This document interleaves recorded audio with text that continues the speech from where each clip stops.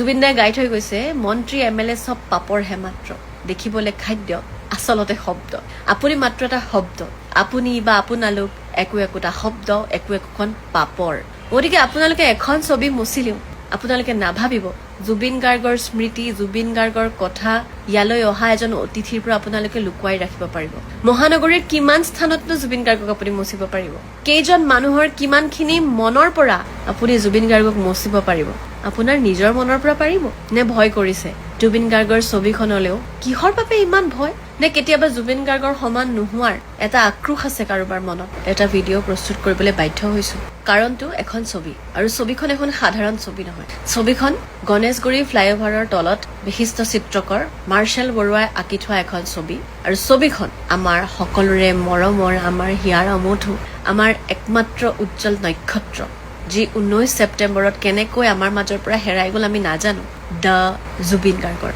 কথাটো হ'ল যে দেশলৈ, ৰাজ্যলৈ কোনোবা ডাঙৰ অতিথি আহিব, আহক, আমি ভাল পাইছো। আমাৰ ৰাজ্যলৈ আৰু ডাঙৰ ডাঙৰ অতিথি আহক, কিন্তু আমাৰ বাবে যিজন আমাৰ আটাইতকৈ বেছি মৰমৰ, আটাইতকৈ বেছি আমাৰ বাবে ডাঙৰ, তাতকৈ আৰু কোনো নাই। আমি তেওঁকে দেখিছো, আমি ভগৱান দেখা নাই, আমি জুবিন গাৰ্গক দেখিছো। জুবিন গাৰ্গতকৈ বেছি ডাঙৰ আমাৰ প্ৰজন্মই দেখা কোনো মানুহেই নাই। সেই মানুহজনৰ সেই ছবিখন মুচি পেলোৱাৰ কাৰণটো আমাক জানিবলৈ দিব লাগিব। কি অসুবিধা কৰিছিলে জুবিন গাৰ্গৰ ফটোখনে? যিয়ে এই অৰ্ডাৰটো দিছে আমাৰ ৰাজ্যৰ মুৰব্বী কেইজনক কৈছো, যিসকলে নিজক জুবিন গাৰ্গৰ প্ৰকৃত অনুৰাগী বুলি কৈছিলে, যিসকলে কৈছিলে যে আমি ইলেকশ্যনৰ আগে আগে জুবিন গাৰ্গক ব্যৱহাৰ নকৰো, জুবিন গাৰ্গক আমি ইলেকশ্যনৰ পিছত জুবিন ক্ষেত্ৰলৈ গৈ সন্মান দিম। এয়া সন্মান দেখুৱাইছে। কি অসুবিধা হলহেঁতেন? তাততো একো হেশটেগ জাষ্টিছ ফৰ জুবিন গাৰ্গো লিখা নাছিলে, তাত লিখা আছিলে কমৰেডছ নেভাৰ ডাই আৰু এখন জুবিন গাৰ্গৰ ফটো।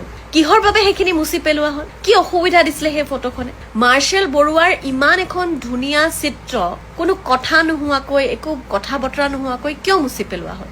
কাৰণটো জানিব লাগে। কাৰণটো আমি সোধাৰ কাৰণটো এইটো যে সেইখন এখন সাধাৰণ ছবি নহয়। সেইখন আমি আহোঁতে যাওঁতে অটোৰে, গাড়ীৰে, বাইকেৰে, চাইকেলেৰে, খোজকাঢ়ি যাওঁতে পাৰ হৈ এবাৰ মন জুৰুৱা এখন ফটো, এখন ছবি, যিখনে আমাক কৰবাত অকণমান সকাহ দিয়ে যে আমাৰ দাদা জুবিন দা এনেকৈ থাকিব আমাৰ মাজত। কিহৰ বাবে ইমান ভয়? নে কেতিয়াবা জুবিন গাৰ্গৰ সমান নোহোৱাৰ এটা আক্ৰোশ আছে কাৰোবাৰ মনত? মনত ৰাখিব, জুবিন দাই গাই থৈ গৈছে, মন্ত্ৰী MLA সব পাপৰ হে মাত্ৰ, দেখিবলৈ খাদ্য আচলতে শব্দ।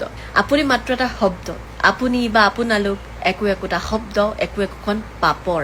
গতিকে আপোনালোকে এখন ছবি মুচিলেও আপোনালোকে নাভাবিব জুবিন গাৰ্গৰ স্মৃতি, জুবিন গাৰ্গৰ কথা ইয়ালৈ অহা এজন অতিথিৰ পৰা আপোনালোকে লুকুৱাই ৰাখিব পাৰিব। মহানগৰীৰ কিমান স্থানতনো জুবিন গাৰ্গক আপুনি মুচিব পাৰিব? কেইজন মানুহৰ কিমানখিনি মনৰ পৰা আপুনি জুবিন গাৰ্গক মুচিব পাৰিব?